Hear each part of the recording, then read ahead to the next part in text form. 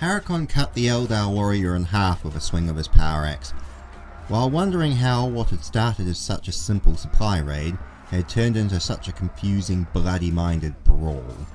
Although lately, Haricon thought, isn't that how all their raids end up these days? Haricon gunned down another Eldar and then turned and shot an incoming female Eldar warrior, howling and screaming and running towards him. Haricon opened a link to his brother in orbit. "Croesus, brother, where are you? We need to withdraw as soon as possible." Croesus' voice appeared in his helmet. "We're being attacked by Xenos in the void as well, brother. ETA 4 minutes. Our spoils had better be worth this, brother," said Haricon before cutting the box. Haricon sighed. His brother's ever-ambitious raids were going to be the death of all of them one day, he thought. Not that Haricon cared, if he was honest. Soon Haricon fell into the ebb and flow of battle, killing on instinct, becoming what one of his long-dead friends in the 5th Legion had called and taught him was called Arak Gay, where the thought alone was enough to kill, where you fought purely based on instinct. Haricon fought on, battling numerous Eldar Xenos in the confused brawl, and as he did, his mind wandered back to 2 days before.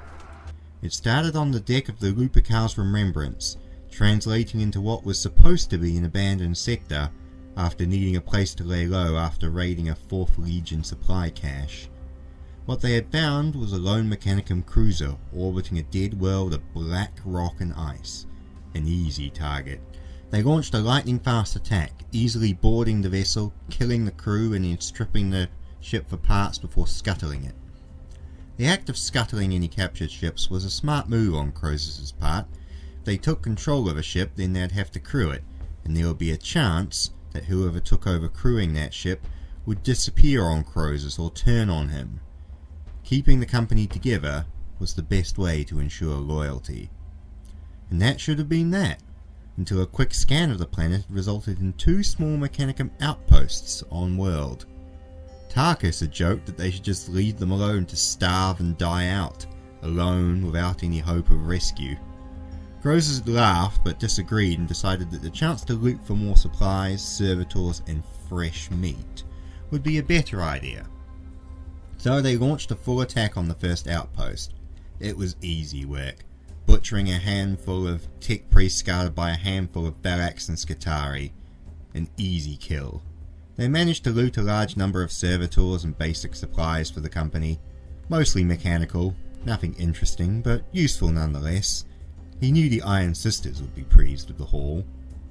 When they got to the second facility, the Mechanicum fled underground, so the Sons of Horus had looted the camp for whatever they could, and as they were preparing to leave, the Eldar attacked, bringing them to now. Haricon kept killing on instinct as his mind wandered. The thoughts of his brother, his captain, his burden. Croesus, young Croesus, his brother and captain. Haricon remembered the day he was first assigned to his company. A Chthonian whose blood burned cold rather than hot, and who fought with cold focus and ambition.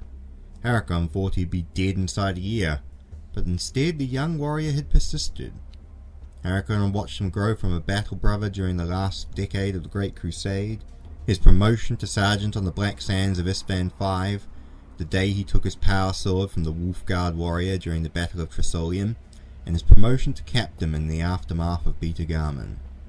Haricon had never told his brother that it was he that was first approached to be captain of the 88th after the fall of Captain Beric, but when he had refused the honour, Croesus was chosen in his stead, a decision rumoured to be approved by Horus Aximand himself. Aximand always did appreciate a true son of Horus. Haricon never regretted the decision not to take up the captaincy. He was a warrior, a killer, a ganger, not a leader. He fought and killed because that was what he was good at, what he was. Nothing more, nothing less. His mind then flashed again to the siege, the taking of the Windlance of Shagoras, the bitter fighting in the streets of the palace, the moment of Horus's death and the panic flight from Terra.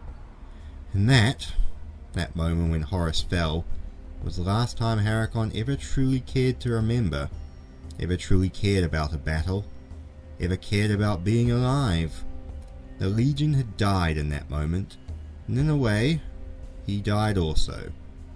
And that was what his brother, what his captain, what Croesus never understood. The Sons of Horus died the moment Horus fell. The Lunar Wolves had died the moment Horus became War Master on Ulanor. They were a dead brotherhood of a dead legion, marking time until their own deaths. His brother's simple outright refusal to accept that, his nostalgic, single-minded focus on keeping memory of the past alive, was equally admirable and naive. Haricon knew what he was, a dead man walking, waiting for the day to come when he would meet a foe that would have the measure of him, and would end him. That was the reason he always threw himself into combat, why he approved of Croesus' suicidal plan against Abaddon, even though he knew it would likely result in all their deaths. Haricon looked up from his introspection and saw the World Eater, his friend, Caragus, the white and blue armour of his battle plate covered in gore. He was another warrior who fought like Haricon, who acted as a dead man walking, fighting, battling, killing, waiting for death. He remembered their first meeting on Isstvan III, battling through the streets of the Precentaur's palace. He remembered dragging him from the battlefields of Terra. He remembered his friends screaming and cursing for taking him away from the battle. Haricon regretted doing that later on. He should have let him fight and die on Terra. He should have joined him too, if he was honest. They all should have joined him. Loyalist and traitor, they all should have burned on the pyre of the throne world, burned in the fires of the failure of the Emperor and the ambition of Horus, burned together in one glorious fire of their failures together. A screeching female Eldar warrior charging at him with a curved sword roused Haricon's thoughts back to the present.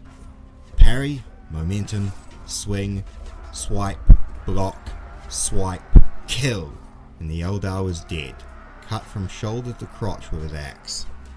He then heard mechanical screeching that broke the veil of concentration, and he looked up.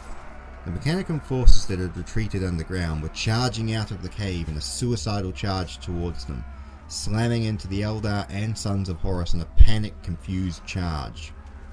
Then Haricon saw why they were running. Green energy blasts erupted from the cave, and a horde of silent mechanical warriors marched out from the darkness, firing indiscriminately.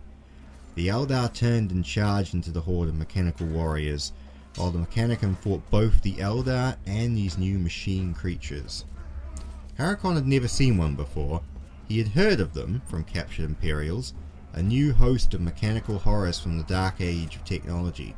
From the age of strife, it was rumoured, re-emerged from nightmare to torment all living beings.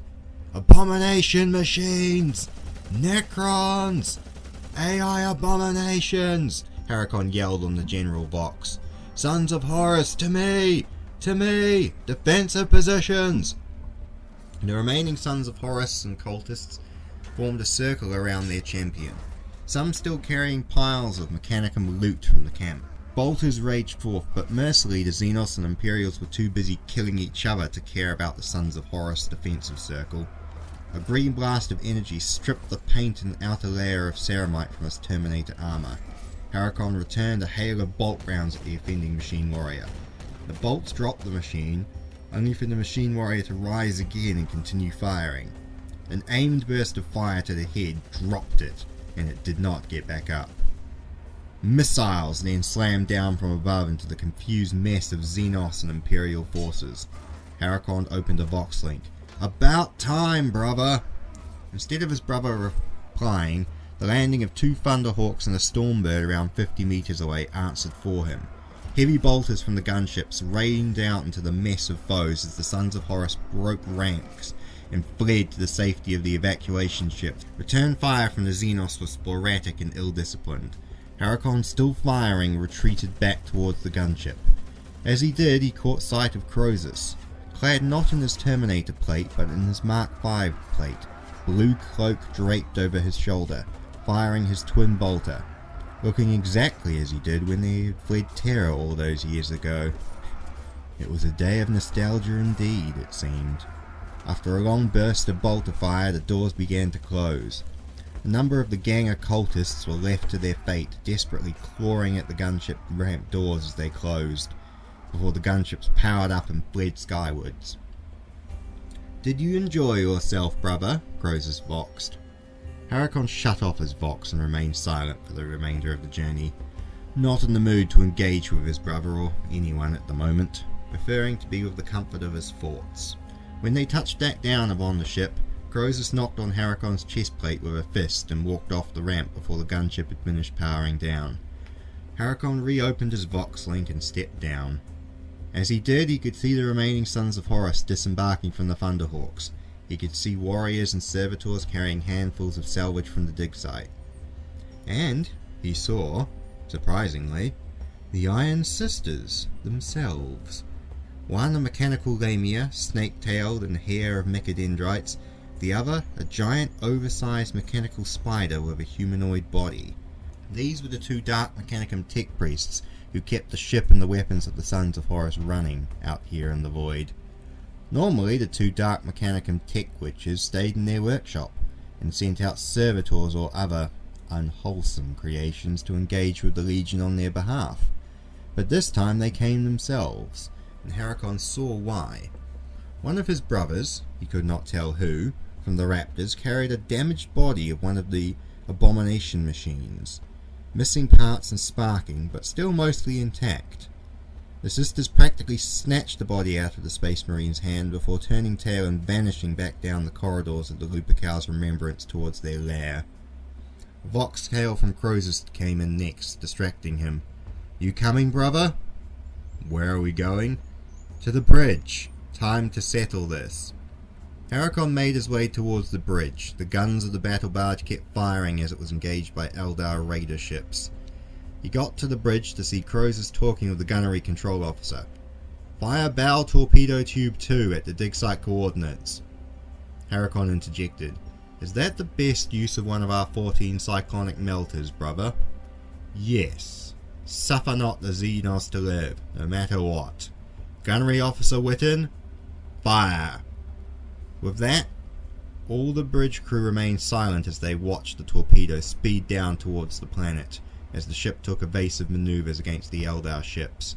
It took almost a minute, but then they watched the flash, and a continent-sized chunk of the planet detached from the surface as the cyclonic torpedo detonated below the planet's crust. Croesus then smiled a cold smile at his brother, before turning back to the bridge and ordering the crew to get them away from the battle site. "Make for the Mandeville point, and someone wake up the Tizkin." Haricon grunted before turning away, in silence at his brother's naive antics.